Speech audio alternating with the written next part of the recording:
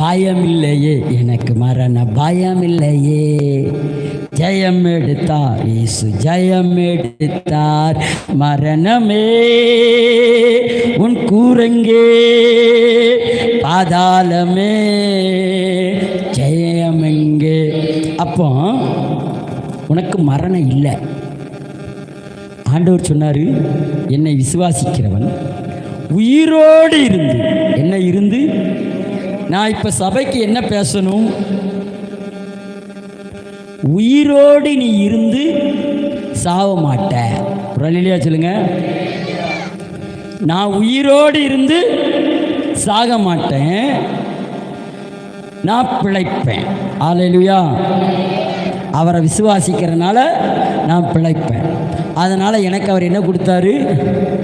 உயிரை கொடுத்தார். ரெண்டாவது சிலுவையில் அவர் என்ன செய்தார்? சாத்தானை வெற்றி சிறந்தார்.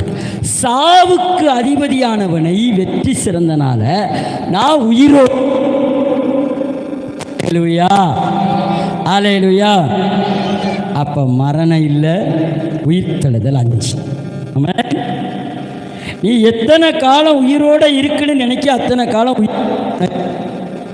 உண்டு. அல்லேலூயா.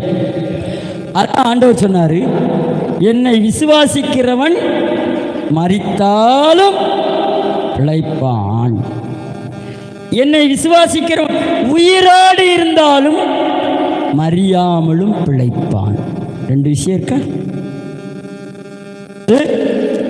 சிலுவையில் இயேசு இதைத்தான் செஞ்சார் என்பதை கிருபையாக இருக்கு. என்னவா இருக்கு? உனக்கு எந்த தகுதியும் கிடையாது. ஆனால் நம்ம எல்லாருக்கும் இயேசு சிலுவையில் ஒரு தகுதியை செஞ்சிட்டார்.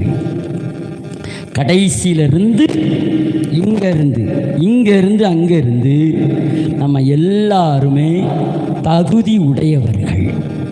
இதில் ஆணென்னும் கிடையாது, பெண்ணென்னும் கிடையாது, அடிமை என்னும் கிடையாது, சுயாதீனம் என்னும் கிடையாது. அப்போது நம்ம எல்லாத்துக்கும் கிருபை நிறைச்சி இருக்கு, வைக்கப்பட்டிருக்கு. அதனால தான் பாஸ்டரம்மா நம்ம சர்ச்சில் பிரசங்கம் பண்ணுறாங்க.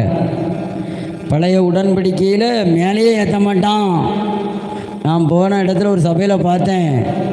அந்த பாஸ்டர் சொல்லுதான், நான் ஜூ இன்னைக்கு என்ன போடல, சாட்சி பாடல.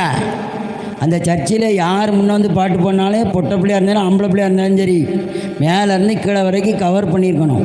என்னது? கவரிங் போட்டு ஷாக்ஸ் போட்டிருக்கணும்.